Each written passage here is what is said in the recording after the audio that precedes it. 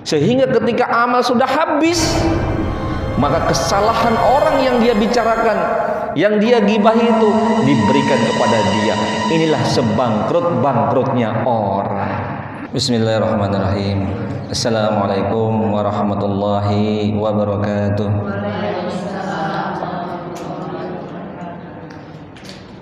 Nahmaduhu wa nusalli wa nusallim ala rasulihil karim wa ala alihi wa ashabihi ajma'in, amma ba'd.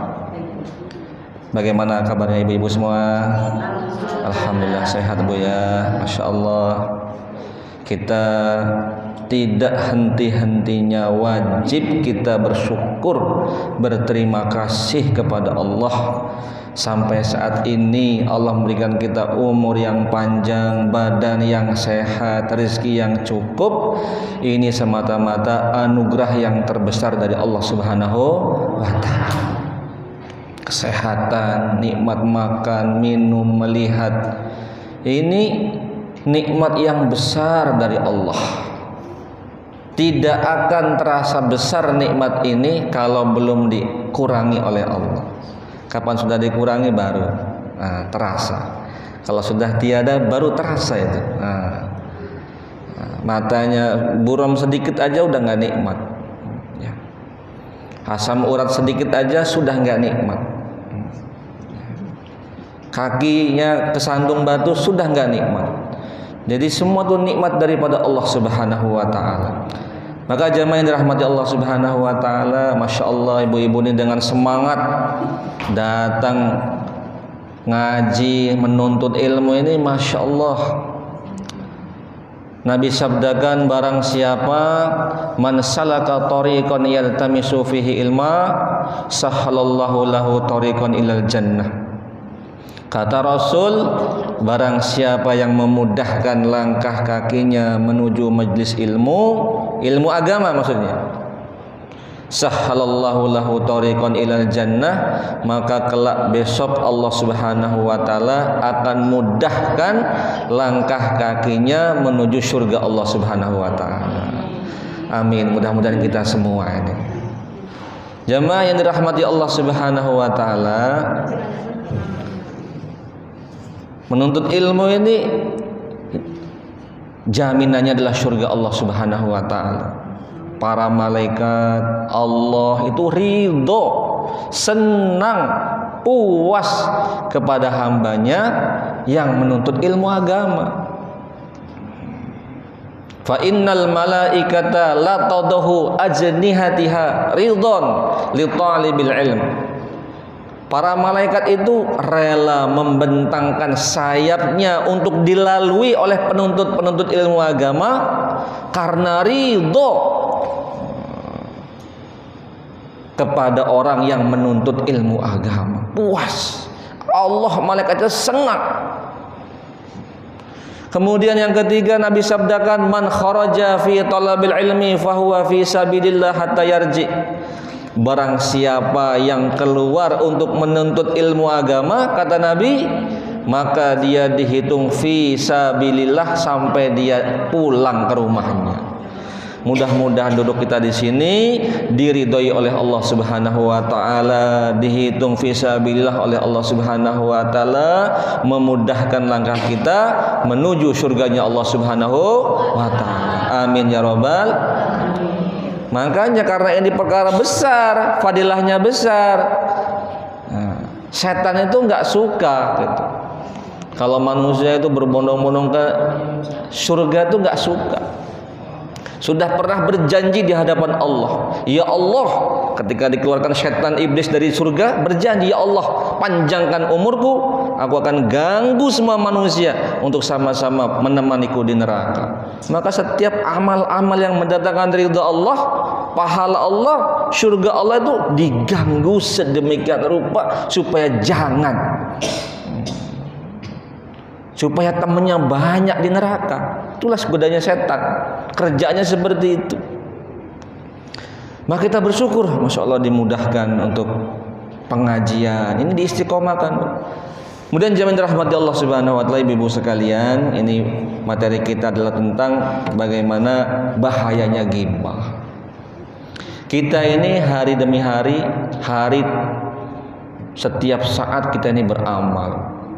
Kita berbuat amal sudah sulit. Mau sholat ya, kita menundukkan hawa nafsu kita, dihentikan dulu pekerjaan kita, kesukaan kita. Kita wudu, kita mandi, kita sholat 10 menit, 15 menit, 5 menit. Kita zikir, kita baca Quran, itu mujahadah, itu luar biasa. Itulah namanya jihad melawan hawa nafsu. Kalau orang saat itu tidak menang melawan hawa nafsunya, dipastikan dia tidak bisa berbuat amal. Maka amal-amal kita ini 24 jam itu sudah berat. Sudah dengan susah payah mengalahkan hawa nafsu, mengalahkan syaitan, sudah mujahadah, susah payah. Akan tetapi amal kita itu sampai diterima oleh Allah, ini lebih berat dan lebih sulit lagi. Jadi amal itu sudah berat, menjaga amal sampai diterima oleh Allah itu jauh lebih berat lagi. Kenapa? Di antara perkara yang paling banyak menghapuskan amal itu adalah urusan mulut, urusan lidah. Nabi pernah bersabda kepada para sahabatnya, wahai para sahabatku, atadruna manil muflis, kamu tahu enggak sih orang yang bangkrut itu siapa? Kata Nabi. Sahabat ini kan belum paham ilmunya. Ya dijawab, al muflisu fina man la dinara wa la dirhama. Kata sahabat, ya orang bangkrut itu menurut kami Rasul, ya orang yang enggak punya uang dinar, enggak punya uang dirham, enggak punya uang, bangkrutlah dia. Kata Nabi, bukan itu yang kumaksud. Al-muflisu huwa, kata Nabi, orang yang bangkrut adalah man ya'ti yaumal qiyamah bis sholatin wa shadaqatin wa hajjin. Orang yang nanti pada hari kiamat datang menghadap Allah dengan membawa pahala sholat, pahala zakat, pahala haji umroh, pahala sedekah. Tetapi di dunia dulu dia bicara sana sini, gibah sana sini, menyakiti sana sini, fitnah sana sini, adu domba sana sini, sehingga amal-amal yang dia bawa banyak itu diberikan semua kepada orang yang pernah dia gibahi, yang pernah dia fitnah, yang pernah dia sakiti, yang pernah dia caci maki.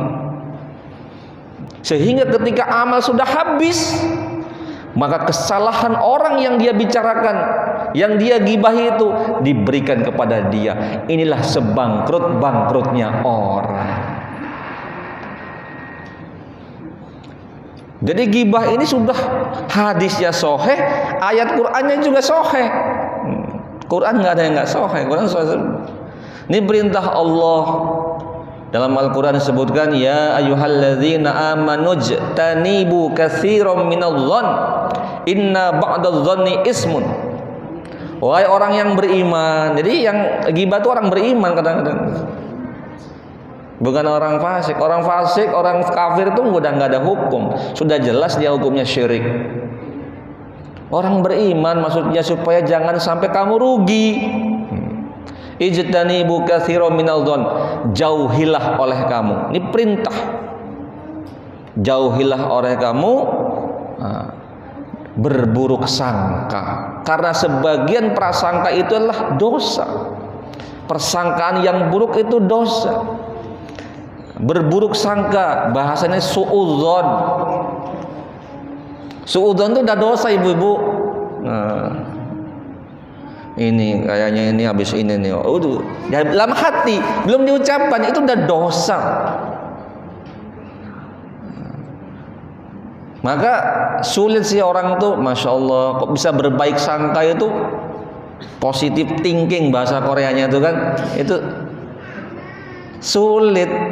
Apalagi orang udah benci, walah, sudah benci itu, mau dia berbuat kayak emas pun jadi, mohon maaf, tai semua. Ada, masya Allah. Jadi awal mula kehancuran amal kita nih, sudah di langit, kita nih yang hancurin sendiri. Apa pertama kali? Dari awal berburuk sangka. Fala tajassasu, maka janganlah kamu mencari-cari kesalahan orang. Kata Allah ini Quran. Karena orang itu bisa berburuk sangka kadang diawali dengan mencari-cari. Nih, dari mana nih? Kok ke sana? Berarti gitu. Itu orang itu tuh. Diawali mencari-cari kesalahan, kebencian, kemudian timbullah prasangka-prasangka buruk. Tapi udah benar-benar Pak Ustadz, dia emang benar begitu. Iya, walaupun benar kamu diem. Jangan kemudian ya wala yaghtab ba'dukum ba'dha. Kemudian jangan kamu gibah. Karena orang udah berburuk sangka, mencari kesalahan-kesalahan, pasti gibah itu. Nggak kuat dalam hati. Kayaknya dia begini. Besok saya kumpul, saya mau cerita nanti. Gitu. Ini nggak laki-laki, nggak perempuan, sama aja, udahlah. Sekarang tuh bagi siapa yang sayang kepada agamanya, mulai sekarang coba tata hati kita, ibu-ibu. Kita semua ini belum aman dari dosa ini. Setiap kita ini punya potensi 99,9% untuk jatuh kepada ghibah, kepada buruk sangka, kepada kebencian, tajassus, cari-cari kesalahan orang. Jadi nggak boleh buruk sangka. Yang boleh itu ya lawannya, baik sangka sama orang. Wah ini, masya Allah, ibu ini kayaknya dari umroh. Enggak. Iya, ibu ini orang baik betul. Jadi berbaik sangka. Kemudian jangan mau kepo, bahasa ya. Jangan mau kepo, karena kepo itu tajassus, itulah kepo, cari tahu. Ada apa? Itu kepo itu ya. Iya tah? Tanya terus. Itu tajassus itu. Enggak usah. Karena kalau sudah kita nih nggak kepo, nggak tajassus, nggak buruk sangka, nanti insya Allah kita nih nggak ghibah. Kata Allah, ghibah itu seperti kamu memakan daging saudaramu. Ayat seterusnya itu. Ayuhibbu ahadukum ayyakula lahma akhihi fakarihtumuh maitan fakarihtumuh. Kamu ghibah itu seperti makan daging saudaranya, bangkai daging saudaranya. Yang udah mati maksudnya. Ya, daging itu kan enak. Maka ghibah itu enak, lezat bener. Kalau nggak ghibah sehari ini kita kayak sakit kepala saya. Ada orang begitu. Wah, ini bahaya ini. Rugi, bangkrut nanti di akhirat. Nah, apa itu ghibah sih? Ghibah itu sahabat pernah tanya, ya Rasulullah, apa itu ghibah? Mal ghibah ya Rasulullah? Kata Nabi, al ghibatu zikruka akhaka fima yakrahu. Ghibah itu kamu membicarakan saudara kamu yang dia nggak suka. Membicarakan urusan saudara kamu yang dia nggak suka, itulah ghibah. Berarti kalau membicarakan yang dia suka bukan ghibah, membicarakan kebaikannya. Jadi kalau ngumpul-ngumpul tuh bicara baiknya orang itu loh, Bu, dirubah. Masya Allah, ini bapak ini sudah haji, sudah umroh. Kita kapan ya? Masya Allah, itu ibu itu rajin bener sholatnya, ya Allah, khusyuk. Saya pengen kayak beliau. Bapak ibu itu masya Allah memang baik bener, ibu-ibu, ya Allah, sabarnya, konak. Bicara baiknya itu bukan ghibah. Ghibah itu bicara yang dia nggak suka. Kalau dia dengar dia nggak suka. Oh ibu ini orang dibicara buruk, dia lewat, cep, langsung diam, berubah pembahasan. Oh tadi belanja apa? Karena tahu ibu kalau diteruskan dia dengar nggak suka. Nah ini berarti itu kalau bagus itu bicara baik itu di belakang, bicara baik di belakang. Di depan orang tuh jangan terlalu. Karena memuji yang terlalu juga di depan orang itu nggak bagus. Nanti ditakutkan kena penyakit ain. Penyakit karena sanjungan. Apa ain itu? Ain itu adalah kesan mata. Al-ainul haq, ya. Kesan pandangan mata yang berujung pujian ataupun cacian, dua. Itu kesan buruknya tuh nyata, hak. Maka hati-hati kalau anak itu cantik, ganteng, cerdas, jangan boleh dipuji sama orang lain berlebihan. Ibu anaknya, cakepnya, pinternya, luar biasa. Nah. Sering orang muji, itu dia nggak kuat, kesan itu langsung drop. Yang dulunya baik jadi nakal, rajin jadi malas. Ini kena ain. Hati-hati. Atau bulian, cacian juga sama. Cacian yang sangat itu kesannya pasti seperti itu. Jadi cacian yang sangat, pujian yang sangat hindari. Kalau memuji pun terpaksa memuji supaya tidak terkena penyakit ain, diawali dengan Masya Allah la quwata illa billah, baru muji. Masya Allah la quwata illa billah, ibu nih cantik bener hari ini. Gitu. Nggak apa-apa kalau itu berarti sudah ada penangkalnya. Maka ini Masya Allah, jangan sekali kita ini betul-betul menjaga mulut kita, jangan sampai mencaci, jangan sampai ghibah. Karena bahaya luar biasa, habis amalan kita. Terus gimana Pak Ustadz? Ya kita kan manusia juga Pak Ustadz, ya gabung orang, makhluk sosial, ngumpul dengan orang banyak. Iya. Yang penting jangan bicara buruknya orang. Kalaupun terpaksa bicarakan orang, saya kasih tahu di sini ada kurang lebih 5 atau 6 perkara yang kita ini dibolehkan untuk ghibah. Oh ini dalil. Dalil boleh ghibah. Ya. Jadi dalam kitab Al-Azkar karangan Syekh An-Nawawi dikatakan babu ma yajuzu minal ghibah. Ada bab perkara itu boleh kita bicara buruknya orang. Nah ini ingat-ingat nih. Jadi nggak semua juga nanti berarti nggak bisa ngomong sama sekali buruknya orang. Enggak. Bukan seperti itu. Tadi yang kaidah umumnya seperti itu. Tapi ada khos, ada kekhususan, ada pengecualian. Apa? Boleh ghibah satu. Boleh bicara buruknya orang satu. Yang pertama, bicara buruknya orang karena dia adalah kalau tidak dibicarakan keburukannya maka orang lain akan terkena imbasnya. Itu boleh. Misalnya orang ini nggak bagus akhlaknya, nggak bagus perbuatannya, suka suka nyopet, suka nyuri, suka nipu. Ibu tahu orang ini jahat memang. Itu boleh. Bal qala ba'dhum yajib. Bahkan sebagian ulama mengatakan wajib hukumnya bicarakan keburukan orang kepada teman ibu supaya terjaga dari keburukan dia.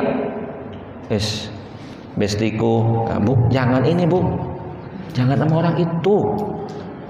Dia ini nih riwayatnya nih. Dia tuh nipu di sana, di sini. Hati-hati. Itu boleh. Tapi benar-benar ya, benar-benar emang dia orang zolim.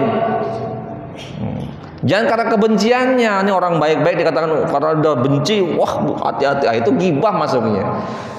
Jadi gibah yang nggak boleh tadi. Tapi kalau gibah yang boleh, benar-benar dia emang orang jahat, orang zolim. Nah itu boleh, boleh kita bicarakan keburukannya. Hati-hati ya. Yang kedua, ketika kita meminta fatwa kepada hakim di persidangan, misalnya persidangan perceraian lah, persidangan apa, silakan diungkap kasus-kasusnya apa, itu dibolehkan dalam persidangan. Kemudian yang ketiga, urusan ilmu.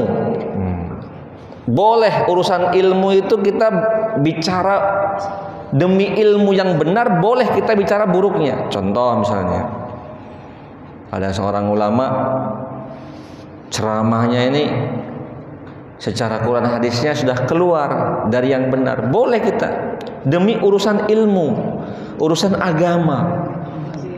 Ini Ustadz ini ngomongnya begini gimana? Pak Ustadz, itu melenceng itu. Boleh. Imam Bukhari mengarang satu kitab namanya Al-Jarh wa Ta'dil. Beliau menyusun nama-nama ulama, ini perawi hadis yang sahih, ini yang dhaif, ini yang palsu. Sebut, ulama ini pernah bohong, dia pernah ini, oh ini nggak bagus, hadis yang lewat dia dhaif. Ulama ini bagus ini. Ulama ini umur 50 tahun dia pernah buta, hilang ingatannya, sehingga hadis yang dia lewat dia lupa semua, dhaif. Jadi ulama mengomentari ulama urusan ilmu untuk menjaga kemurnian ilmu itu boleh. Boleh ya. Jadi untuk ilmu, untuk persidangan, dan untuk memberitahu bahwa dialah orang yang zalim, orang yang jahat, itu boleh, bahkan wajib hukumnya. Selain itu tidak boleh. Ya apapun bentuknya nggak boleh. Ustaz, itu kan saya ngomong ini benar, bukan fitnah. Iya, itulah ghibah. Dalam riwayat yang lain, yang berikutnya, yang keempat adalah pemimpin yang zalim. Pemimpin yang zalim boleh kita ghibah. Kebijakan-kebijakan presiden, kebijakan gubernur boleh.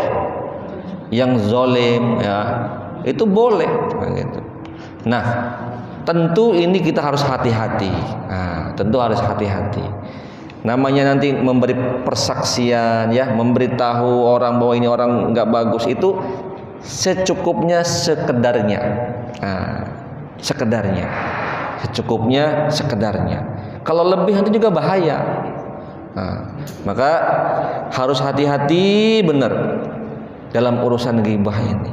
Karena akan murtad itu merusak. Kalau kita sayang dengan amal kita yang kita sudah bangun bertahun-tahun, zikir udah istiqomah, udah haji, udah umrah, mohon Bu, yang ingin diterima amalnya sampai nanti kita jumpai di akhirat Allah, tentu orang yang punya sayang dengan amalnya pasti dia akan berusaha menjaga ini lidahnya.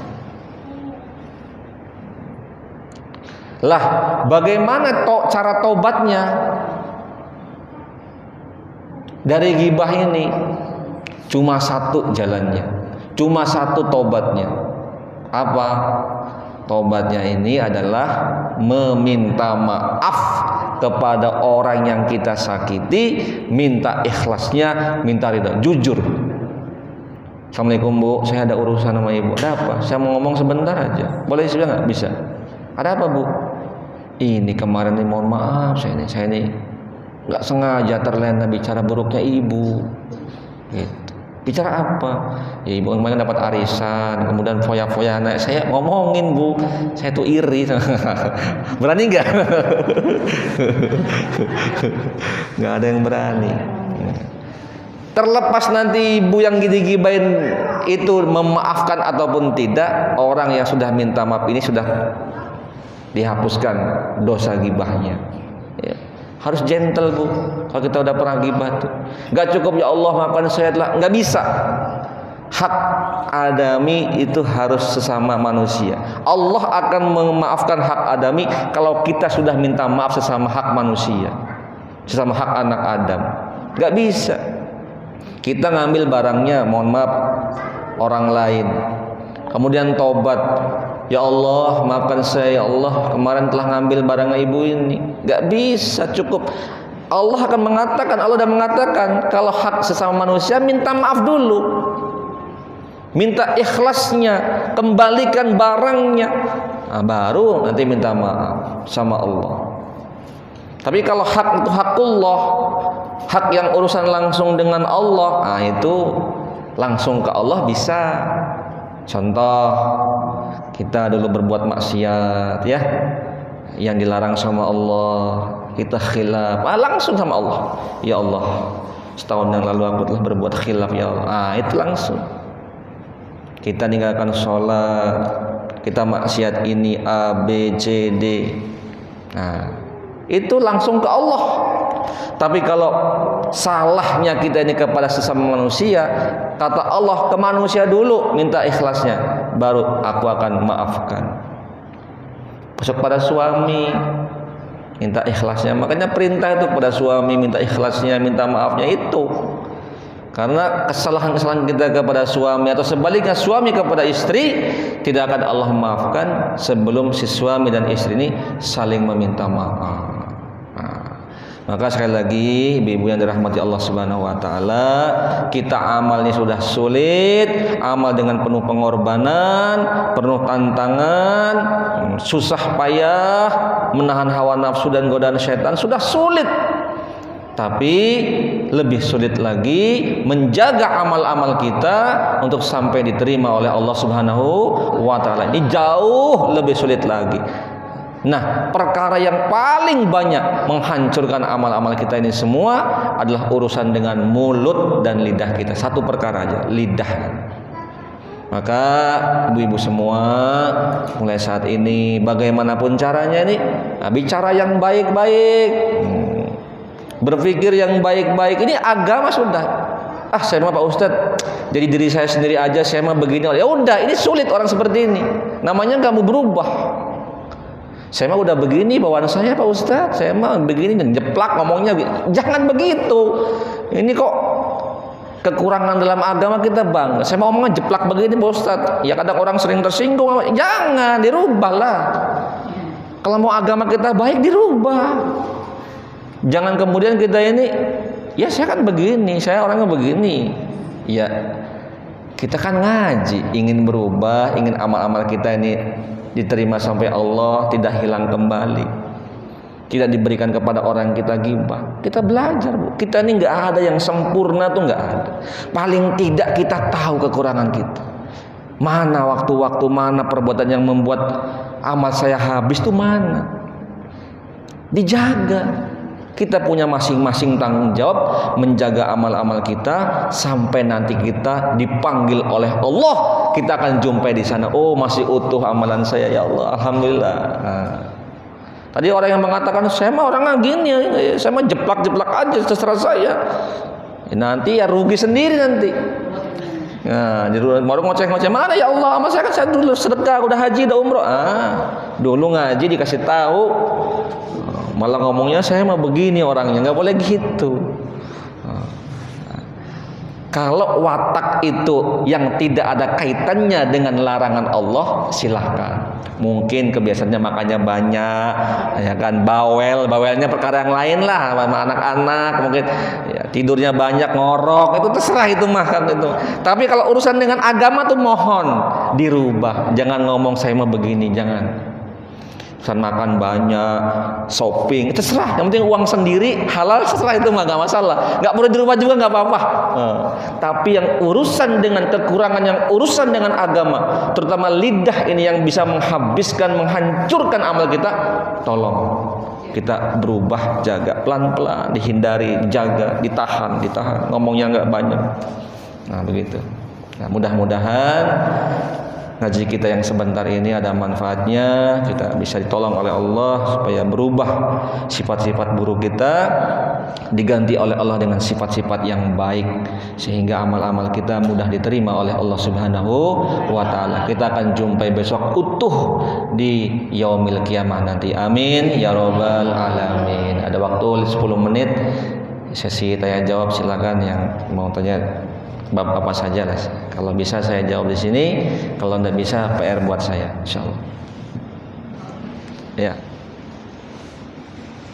Ada speakernya? Mana? Ini?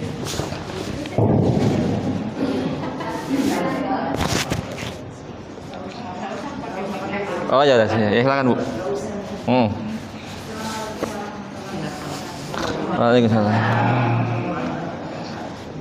Ini Pak Ustadz, saya mau bertanya tentang budaya di media sosial sekarang.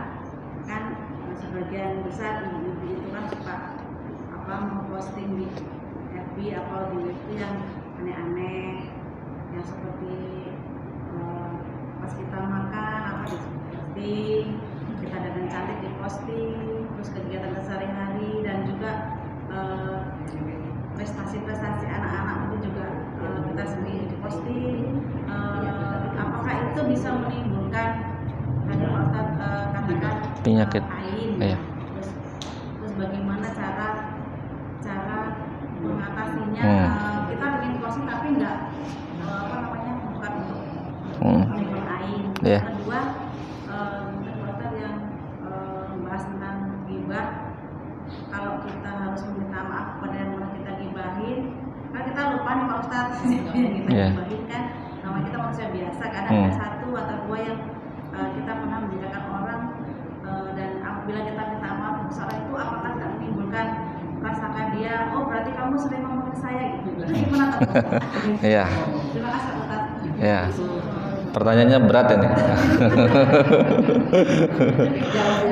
Yang pertama, kita posting kebaikan itu ada dua Bu. Ya. Jadi kita posting prestasi anak, kadang kita juga posting sedang berbuat kebaikan. Itu ada dua nanti. Inilah yang sulit bagi kita. Pertama, memang ada unsur bisa ditakwili, ditafsirkan kita dakwah. Ya kan, menyebarkan kebaikan. Nah, itu bisa. Yang kedua, di situ ada unsur kita nanti riya, ingin dilihat oleh orang lain. Nah, ini nanti tergantung sininya, Pak. Maka ikhlas karena Allah dengan ingin dilihat itu, ingin riya, ingin dilihat oleh orang lain, ingin dipuji, ingin didengar, itu tipis sekali. Sulit, Bu. Tapi itu ada dua unsur amal, ada yang baik, ada yang buruk. Nah, terus gimana? Kalau kita bisa menjaga niat, memang betul kita niatnya benar-benar mau dakwah kebaikan, bismillah, gak masalah. Yang tahu kita dengan Allah nanti. Gitu. Tapi kalau memang ada keraguan-raguan, takut, wah saya ini masih suka dipuji lagi, suka ini mending jangan. Pertama itu. Yang kedua terkait ayat dengan anak, ya. Boleh Bu, jangan terlalu. Tadi itu unsur dakwah, alhamdulillah. Kita nama ada bab lagi tahadus bin nikmah, ya kan?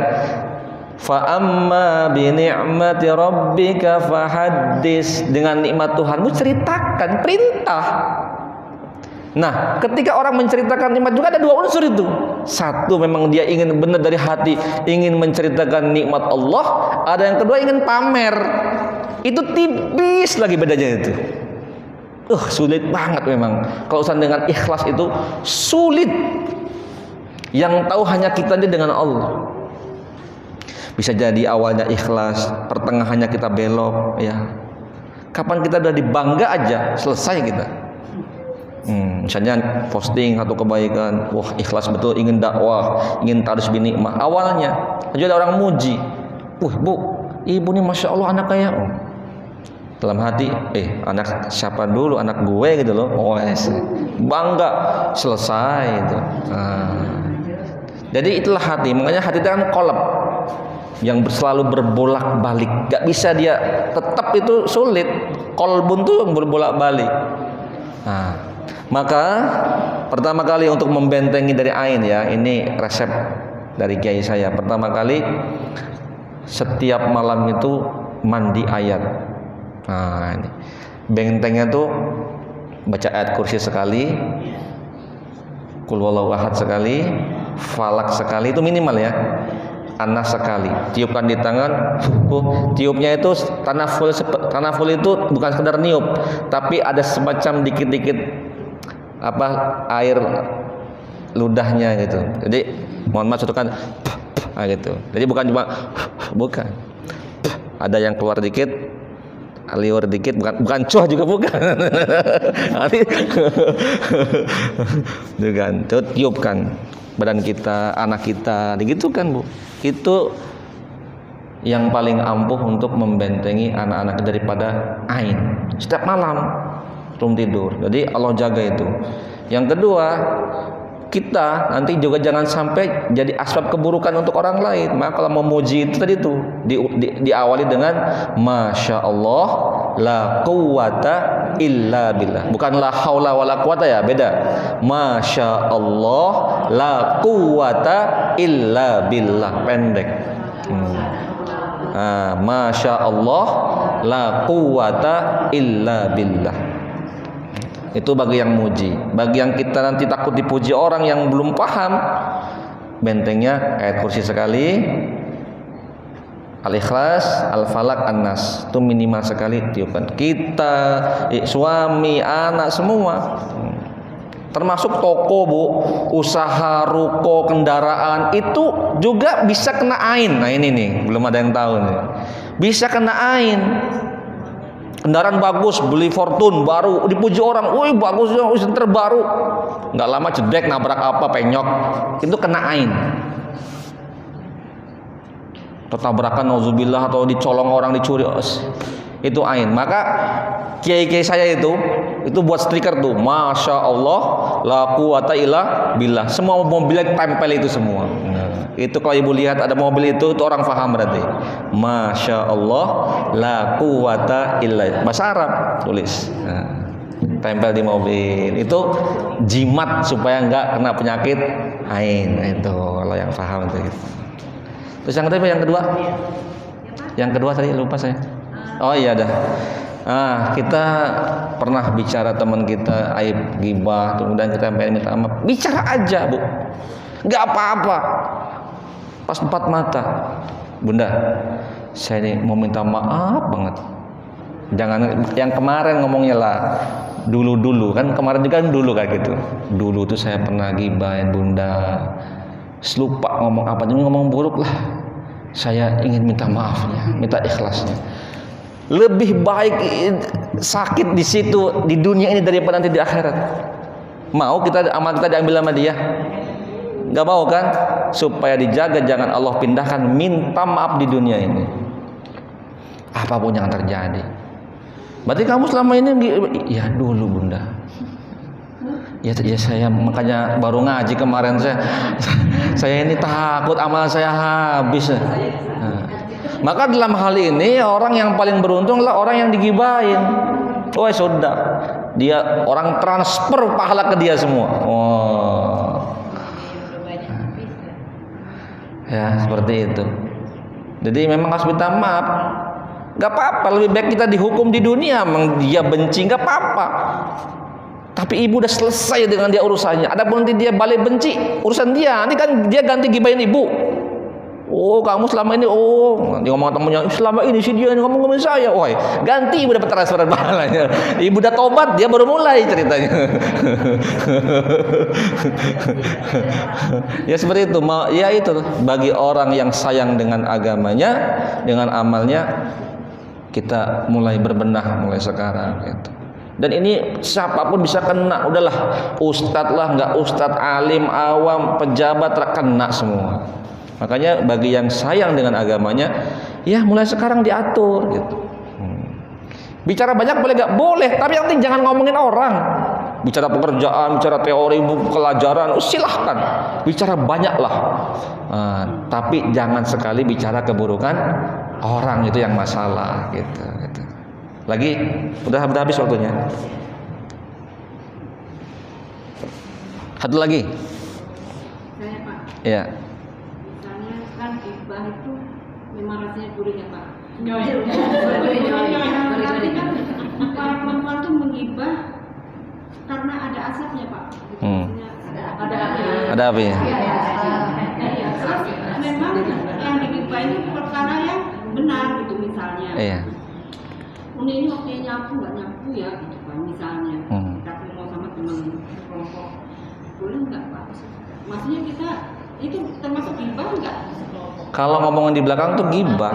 Yang benar gimana? Jangan ngomong di belakang, panggil orangnya, datangin. Assalamualaikum Uni, mohon maaf Uni, itu belum disapu nih. Itu namanya dakwah.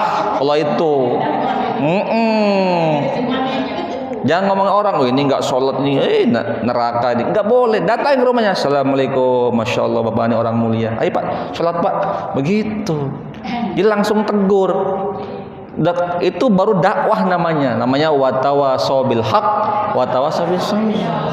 Dakwah ud'u ila sabil rabbika bil hikmah, dengan lemah lembut, negurnya pun dengan lemah lembut. Assalamualaikum bunda, masya Allah, itu bunda masih kotor. Ya. Tapi kalau udah di belakang, apapun alasannya, itu benar kok, emang dia itulah gibah, benar itu. Misalnya begini pak, biarin aja aku nggak nyapu, biarin aku diomongin biar aku dapat pahala, boleh nggak pak? Ya salah juga. Salah juga. Dia dosa. Dia dosa karena tidak menjalankan tugasnya. Ya. Biarkan saya mau maksiat, mau boncengan sama suami orang, toh saya dapat gibah, dapat pahala. Iya, orang dapat pahala dari ngomongin ibu. Ibu dosa boncengan sama suami orang, itulah sudah dosanya. Jadi masing-masing punya lagi porsinya gitu. Nah gitu. Pak Ustaz, Iya. lagi nambah. Ya. Di Facebook ada yang posting yang tidak pantas gitu. Terus kita langsung kita tegur, bisa boleh? Iya, itulah namanya dakwah. Langsung ke orang ya. Ke orang yang bersangkutan, jangan ke teman kita. Kapan bukan ke orang langsung, itulah gibah. Ibu si A punya kesalahan. Kesel tapi nggak berani, jangan. Akhirnya kalau nggak berani apa? Ke temannya. Itu sih. Udah gibah itu di belakang. Jadi gimana? Dua keharusan kita. Pertama, kita ngomong langsung atau kita diam. Nah, udah, itu yang selamat.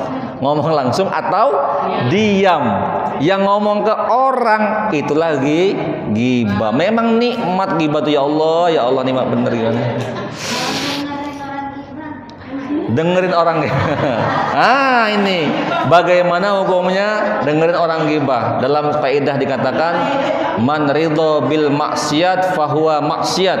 Barang siapa yang ridho dengan kemaksiatan, maka dia dihitung maksiat yang sama. Jadi kalau orang dengerin gibah apa